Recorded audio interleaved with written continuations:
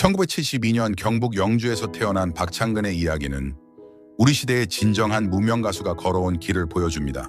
그가 걸어온 50년의 세월은 포기하지 않는 음악에 대한 사랑과 가족에 대한 깊은 애정이 담긴 이야기입니다. 어린 시절 박창근의 집안 형편은 매우 어려웠습니다. 아버지가 공장을 시작하신 초반 딱 2년 정도만 괜찮았다고 합니다. 초등학교 1학년 때는 맞춤옷을 입고 다닐 정도로 잠시 형편이 나아졌지만 2학년 때부터는 거의 외갓집에서 자랐습니다. 어린 박창근은 이 시기부터 방황을 시작했고 안정적이지 못한 가정 환경 속에서 자라야 했습니다. 그럼에도 박창근에게는 음악이라는 세계가 있었습니다. 10대 시절 그는 산울림의 음악에 완전히 빠져 지냈습니다. 산울림의 청량하고 감성적인 음악은 어린 박창근의 마음을 사로잡았고 언젠가 자신도 그런 음악을 하고 싶다는 꿈을 키우게 만들었습니다. 1980년대 당시 산울림은 한국 대중음악의 혁신을 이끌던 그룹이었고 많은 젊은이들이 그들의 음악에 열광했습니다. 대학교에 진학한 박창근은 대구대학교 도고동문학과에 입학했습니다. 그리고 대학교 1학년 수업 중에 들었던 정태춘의 에이 대한민국이라는 노래가 그의 인생을 완전히 바꿔놓았습니다. 그 노래를 듣고 깊은 감명을 받은 박창근은 처음으로 본격적으로 노래를 시작하기로 결심했습니다. 노래를 통해 무언가를 표현하고 사람들에게 전달할 수 있다는 것을 깨달은 순간이었습니다. 대구대학교 노래패에 소속되어 활동하던 박창근은 어느 날 우연히 찾아간 공연장에서 고 김광석을 만나게 됩니다. 김광석의 무대를 본 순간 박창근은 전율을 느꼈습니다. 김광석의 아우라는 굉장했고 그의 진심이 담긴 노래는 박창근의 마음을 완전히 사로잡았습니다. 그날 이후 박창근은 김광석처럼 노래하고 싶다는 꿈을 품게 되었고 본격적으로 음악의 길을 걷기 시작했습니다. 하지만 박창근의 음악 활동은 가족, 특히 아버지의 극심한 반대에 부딪혔습니다. 아버지는 아들이 가수가 되는 것을 강하게 반대했습니다.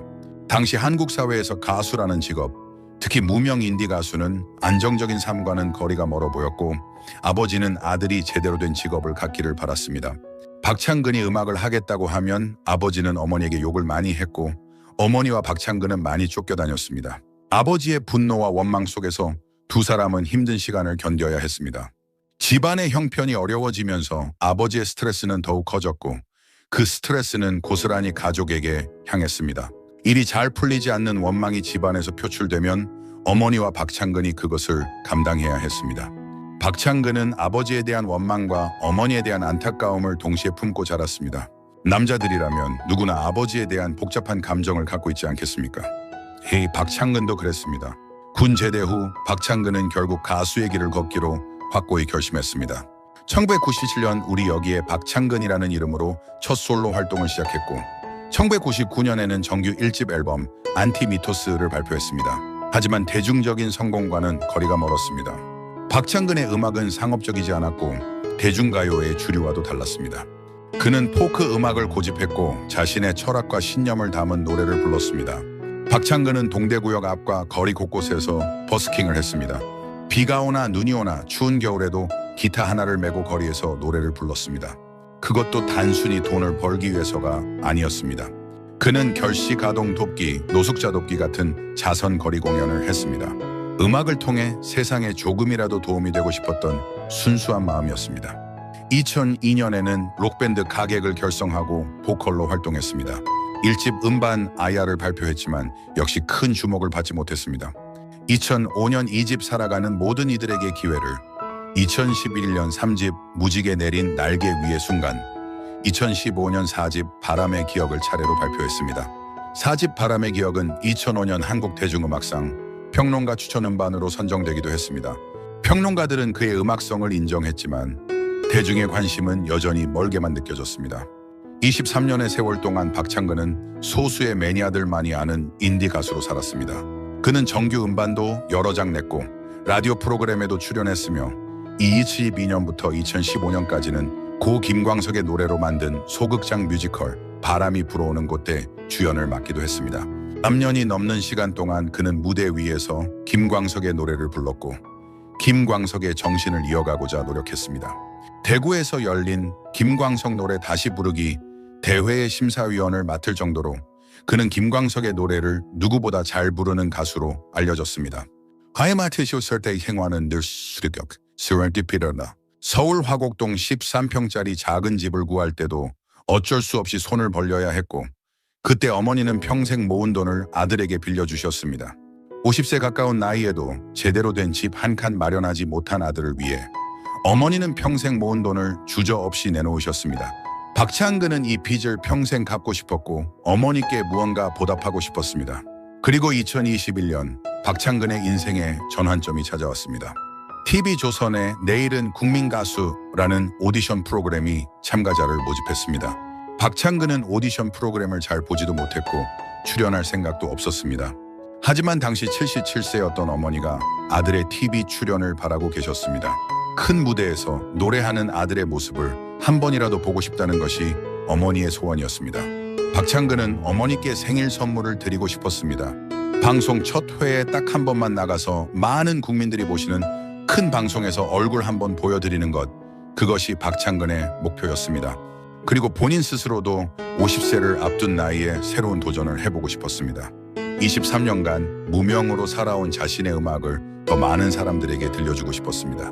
첫 무대에서 박창근은 무명부로 출연하여 김광석의 그날들을 선곡했습니다. 그의 목소리는 김광석과 비슷한 스타일이었고 음악에 대한 진심이 느껴졌습니다.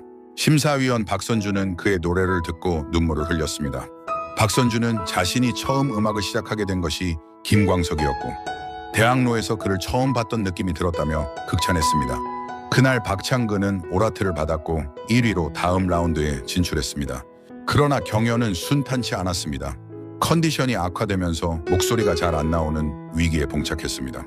50세 가까운 나이에 젊은 참가자들과 경쟁하는 것은 체력적으로도 힘든 일이었습니다. 하지만 박창근은 무대에서 실수 없이 노래를 완성했고 계속해서 좋은 평가를 받았습니다. 경연 도중 박창근은 예상치 못한 논란에 휩싸였습니다. 과거 2017년 박근혜 전 대통령 탄핵을 요구하는 촛불 집회에서 노래를 불렀다는 사실이 알려지면서 일부에서는 그에게 특정한 정치적 의도가 있는 것 아니냐는 의혹을 제기했습니다. 심지어 일부 팬들은 그가 팀 활동을 하는 것에 대한 반대 성명서를 발표하기도 했습니다. 악플이 쏟아졌고 박창근은 힘든 시간을 보냈습니다.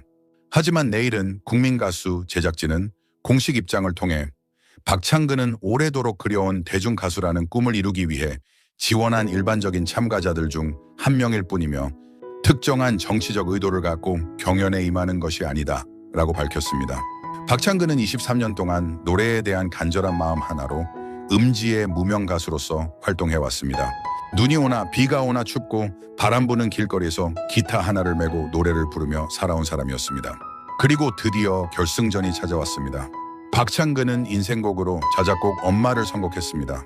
이 곡은 2015년에 발매된 그의 셋집 바람의 기억의 수록곡 중 하나였습니다. 결승 무대를 앞두고 박창근은 사전 인터뷰에서 말했습니다. 어머니랑 저랑 많이 쫓겨났습니다. 아버지가 워낙 노래하는 것을 반대했습니다. 욕을 어머니에게 많이 해서 굉장히 힘들었습니다. 결승전 당일 관객석에는 어머니가 앉아 계셨습니다. 박창근은 무대에 올라 엄마를 불렀습니다. 그 다음에 매번 제때 나누면 근데 나는 왜 나는 엄마 반복되는 가사 속에는 박창근의 모든 마음이 담겨 있었습니다. 제대로 보답하지 못한 미안함, 평생 고생시킨 죄송함, 그리고 깊은 사랑과 감사의 마음. 노래를 부르던 중 박창근은 울컥했고 무대 위에서 눈물을 보였습니다. 심사위원 백지영은 노래에 엄마가 들어가면 반칙이다 라고 너스레를 떨며 세련되진 않았지만 가장 순수하고 음악다웠다고 평가했습니다. 김범수는 반복된 가사들 속에서 음악 철학이나 그런 것들이 담겨 있어서 가슴을 치는 느낌을 받았다고 소감을 전했습니다. 2021년 12월 23일 마침내 결과가 발표되었습니다. 박창근은 제1대 국민가수로 등극했습니다. 상금 3억 원과 함께 우승 트로피를 거머쥔 순간이었습니다. 박창근은 수상 소감에서 이렇게 말했습니다. 제가 이 나이 먹도록 참 변변치 않아요. 제 자존심 하나로 음악 하나로 살면서 주변을 힘들게 했어요. 하지만 엄마는 늘 힘들지 않아 보였어요.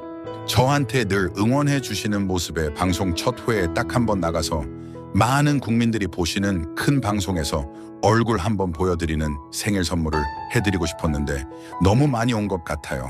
저에게 표를 주신 국민들, 팬분들 오늘 무대 보고 주신 것 같지 않아요.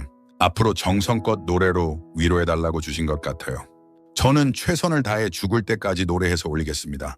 우승 직후 박창근은 늦은 밤 어머니와 24시간 패스트푸드점에 갔습니다.